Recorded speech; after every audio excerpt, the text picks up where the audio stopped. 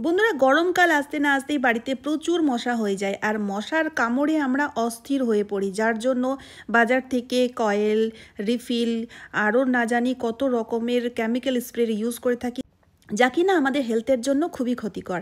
তাই বন্ধুরা, আজকে আমি আপনাদের সাথে শেয়ার করব এমন একটা ন্যাচারাল রেমেডি, যার সাহায্যে আপনার বাড়ি থেকে মশার, মাছি, যে কোনো ধরনের পোকামাকড় একদমই উধাও হয়ে যাবে। আর এই রেমেডিটা তৈরি করা খুবই ইজি, কারণ প্রত্যেকটি জিনিস আমরা বাড়িতেই পেয়ে যাব। তো চলুন বন্ধুরা, এই পাওয়ারফুল রেমেডিটা কিভাবে তৈরি করব দেখে নেওয়া যাক। তো বন্ধুরা, এই টোটকাটি তৈরি করার জন্য আমাদের এখানে নিয়ে নিতে হবে কর্পূর। বন্ধুরা, কর্পূর মানে যেগুলো আমরা পুজোতে ইউজ করি, কারণ কর্পূর আর ন্যাপথলিনের মধ্যে অনেকের সংশয় রয়েছে কোনটা কর্পূর আর কোনটা ন্যাপথলিন। যেগুলো কাপড়ে আমরা ইউজ করি সেটা ন্যাপথলিন, সেটার ইউজ নিচ্ছে না, এখানে আমরা কর্পূরের ইউজ নিচ্ছি। 5 থেকে 6টা কর্পূর নিয়ে কর্পূরটাকে গুঁড়ো করে নিতে হবে। যদি কর্পূরের পাউডার থাকে তাহলে পাউডার নিয়ে নিতে পারেন সরাসরি, না থাকলে এভাবে গুঁড়ো করে নেবেন, খুব সহজে গুঁড়ো হয়ে যাবে। বন্ধুরা, কর্পূরের যে একটা স্ট্রং গন্ধ রয়েছে, সেই স্ট্রং গন্ধ মশা, মাছি, পোকা মাকড়, টিকটিকি কারোরই কিন্তু একদমই পছন্দ না। তাই বন্ধুরা, এই টোটকাটি পাওয়ারফুল তৈরি করার জন্য এখানে প্রথমেই আমাদের কর্পূর গুঁড়ো করে নিতে হবে। আমি একটা বাটির মধ্যে কর্পূর গুঁড়োটাকে ঢেলে দিলাম। এবার আমাদের নিয়ে নিতে হবে লাইজল বা ফিনাইল বা ডেটল, যেটাই আছে আপনারা নিয়ে নিন, কোনো অসুবিধা নেই। আর এখানে আমি 1 ঢাকনা মতো লাইজল নিয়ে নিলাম। এবার কর্পূরের সাথে লাইজলটাকে না ভালোভাবে যাতে মিশে যায়, তার জন্য আমি কিছুক্ষণের জন্য সাইড করে রাখছি, ঠিক আছে। তারপরে বন্ধুরা, আমাদের নিয়ে নিতে হবে আদা। বন্ধুরা, এই আদা আমরা খেয়ে থাকি, আমাদের জন্য খুবই উপকারী, কিন্তু এই আদা মশাদের জন্য কারণ বন্ধুরা, আদার মধ্যে এমন একটি পদার্থ রয়েছে যা কিনা মশাদের জন্য বিষের মতো কাজ করে থাকে। তাই এখানে দেখুন, আদার পরিমাণটাও কিন্তু একটু বেশি পরিমাণের নেবেন। তাই আদাটিকে না আপনাদের থেতো করে নিতে হবে, একদম আদার খোসা ছাড়ানো যাবে না, খোসা সমেতই আদার আমি থেতো করে নিচ্ছি। চাইলে আপনারা মিক্সি জারের পেস্টও তৈরি করে নিতে পারেন, বা যদি গ্রেটার রয়েছে গ্রেটার দিয়ে গ্রেটও করে নিতে পারেন, যেটা আপনাদের সুবিধা হয় সেরকমই করে নেবেন। এবার বন্ধুরা, আমাদের নিয়ে নিতে হবে একটা পাত্র, আর এই পাত্রের মধ্যে পরিষ্কার জল নিয়ে নিতে হবে। তো এখানে আমি 1 গ্লাস মতো পরিষ্কার জল নিয়ে নিলাম। এবার কি করব, এই জলের মধ্যে মিশিয়ে দিতে হবে লবণ, সাদা লবণের ইউজ নিতে হবে। আর লবণ মিশিয়ে দেওয়ার পরে এবার আমাদের এক এক করে বাকি জিনিসগুলো মেশাতে হবে। তো এখানে আমি নিয়েছি ভিনিগার, যে ভিনিগারগুলো আমরা চাইনিজ খাবারে ইউজ করে থাকি, হোয়াইট ভিনিগারের ইউজ নেবেন, ঠিক আছে। তো এখানে আমি 2 চামচ মতো ভিনিগার অ্যাড করে দিলাম। ভিনিগার অ্যাড করে দিলে এই মিশ্রণটি অনেক দিন পর্যন্ত চলবে আর খারাপ হবে না, নষ্ট হবে না, যার জন্য ভিনিগার ইউজ করা হচ্ছে। আর তাছাড়াও বন্ধুরা, ভিনিগারের যে একটা স্ট্রং অ্যারোমা রয়েছে, সেই স্ট্রং গন্ধ পোকা মাকড়, মশা, মাছি কারোরই কিন্তু একদমই পছন্দ না, তাই এখানে ভিনিগারের ইউজ নিচ্ছি। তারপরে দেখুন বন্ধুরা, যেই লিকুইডটা আমরা তৈরি করে রেখেছিলাম লাইজল আর কর্পূর দিয়ে, সেই লিকুইডটা মিশিয়ে দিলাম এই জলের সাথে।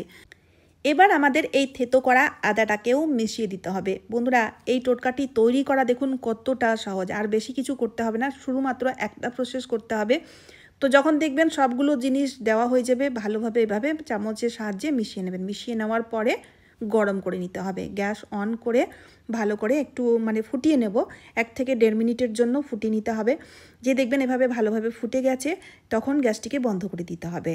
ভালো করে ফুটিয়ে নিলে দেখবেন যতগুলো জিনিস আমরা মিশিয়েছি, প্রত্যেকটি জিনিসের যে গুণাগুণ জলের সাথে ভালোভাবে মিশে যাবে।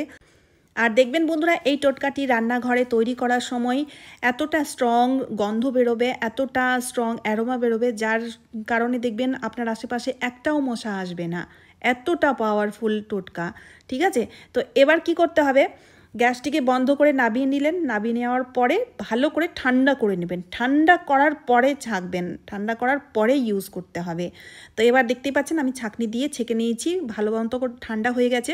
যেহেতু আদা থেতো করে ইউজ করেছিলাম, তাই আমি ছেঁকে নিলাম, যাতে ইউজ করতে অসুবিধা না হয়। আপনারাও ছেঁকে নেবেন, ছেঁকে নিলে ভালো হয়, অনেক দিন পর্যন্ত থাকবে, খারাপ হবে না।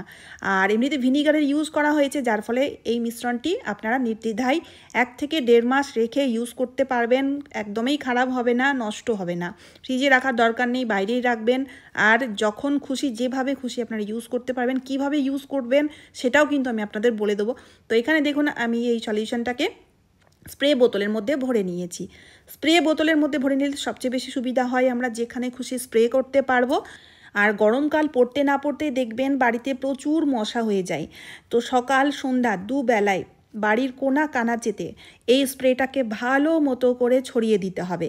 ঠিক আছে, 2 থেকে 3 দিন ডেলি এভাবে করবেন, তাহলে দেখবেন মশাগুলো একদমই মরে যাবে। এতটাই পাওয়ারফুল সলিউশন।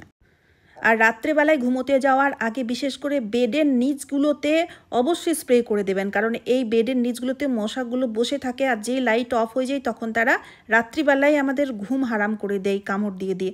দেখতেই পাচ্ছেন এই মশাটায় বেডের নিচে বসেছিল, আমি স্প্রে করাতেই দেখুন কিভাবে মরে গেছে। দেখতেই পাচ্ছেন বন্ধুরা কতটা পাওয়ারফুল রেমেডি।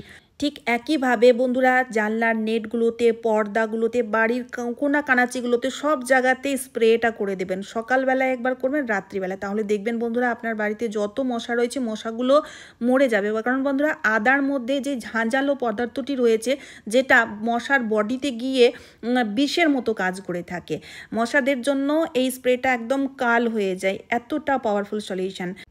বন্ধুরা বাজার থেকে কেমিক্যাল স্প্রে কয়েলের ইউজ না করে যদি আমরা ন্যাচারালভাবে মশা তাড়াতে পারি, তাহলে দেখবেন বন্ধুরা আমাদের বাড়ি থেকে মশাও পালিয়ে যাবে, আর কোনো রকম কোনো আমাদের শরীরেরও ক্ষতি হবে না। কারণ বন্ধুরা আমাদের বাড়িতে বাচ্চা থাকে, বয়স্ক মানুষেরা থাকে, তাদের লাংসে গিয়ে কেমিক্যাল জাতীয় স্প্রে বা কয়েলের যে ধুয়ো, সেই ধুয়োগুলো লাংসে গিয়ে অ্যাটাক করে থাকে, যেটা আমাদের শরীরের পক্ষে খুবই ক্ষতিকর। তাই বন্ধুরা এই ন্যাচারাল সলিউশনটা আজই তৈরি করে ফেলুন আর মশাদের তাড়ানোর জন্য ইউজ করুন। বন্ধুরা খুব ভালো রেজাল্ট পাবেন।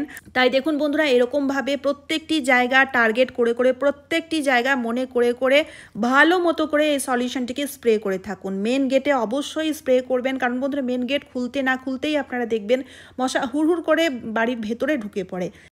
কিন্তু বন্ধুরা এই স্প্রেটা যদি আমরা মেন গেটের চারিপাশে ছড়িয়ে রাখতে পারি, এর গন্ধের চোটে একটাও মশা কিন্তু আপনার বাড়ির ভেতরে ঢুকতে পারবে না। তাছাড়াও বন্ধুরা আমরা এই সলিউশনটার ইউজ ঘর মোছার সময়, ঘর মোছার জলে যদি 2 ঢাকনা ঢেলে দিয়ে সেই জলের সাথে মিশিয়ে যদি সেই জলটা দিয়ে আমরা ঘর মুছতে পারি, তাহলে দেখবেন বন্ধুরা আমাদের বাড়িতে পোকা মাকড় বা কোনো রকমের পিঁপড়ে, মশা মাছির উপদ্রব একদমই থাকবে না। তাছাড়াও বন্ধুরা এই সলিউশনটি তৈরি করার সময় আমরা সাদা লবণের ইউজ করেছি, যার ফলে কি হবে, এই সলিউশনটি দিয়ে ঘর মুছলে ঘর থেকে নেগেটিভিটি দূর হয়ে যাবে, আর আলাদার কোনো সলিউশন ইউজ করার প্রয়োজনও পড়বে না। এবার দেখুন বন্ধুরা গরমকালে দেখবেন আমরা যে গাছগুলো লাগিয়ে থাকি এভাবে টবের মধ্যে, বা দেখবেন গার্ডেনিংও করে থাকি, তো সেক্ষেত্রে না গরমকালে পিঁপড়ে লেগে যায়, পোকা লেগে গিয়ে গাছগুলো নষ্ট হয়ে যায়, আর আমরা বাজার থেকে দামি দামি সলিউশন কিনে এনে ইউজ করি। তো সেক্ষেত্রে বন্ধুরা এই স্প্রেটিকে আপনারা গাছের গোড়ায় বা গাছের পাতাগুলোতে ভালো মতো করে যদি স্প্রে করে দিতে পারেন, 1 থেকে 2 দিনের মধ্যেই দেখবেন আপনাদের গাছগুলো সতেজ হয়ে যাবে, পিঁপড়ে বা পোকাগুলো একদমই মরে যাবে, আর আপনাদের দামি দামি সলিউশন কেনার প্রয়োজন পড়বে না। তো দেখুন বন্ধুরা এই সলিউশনটার ইউজ আমরা কত রকমভাবে নিতে পারি, তাই এক্ষুনি আপনারা এই সলিউশনটি তৈরি করে ফেলুন। তো চলুন বন্ধুরা আজকের মতো এই পর্যন্ত। ভিডিওটি বেশি বেশি করে শেয়ার করে দেবেন যাতে প্রত্যেকেই উপকৃত হতে পারে এই ভিডিওর থ্রু, আর তারই সাথে সাথে চ্যানেলটিকে সাবস্ক্রাইব করে অবশ্যই আমার পাশে থাকবেন। তো চলুন আবারও দেখা হচ্ছে অন্য কোনো নতুন ভিডিওতে। আপনারা সবাই খুব ভালো আর সুস্থ থাকবেন। টাটা বন্ধুরা।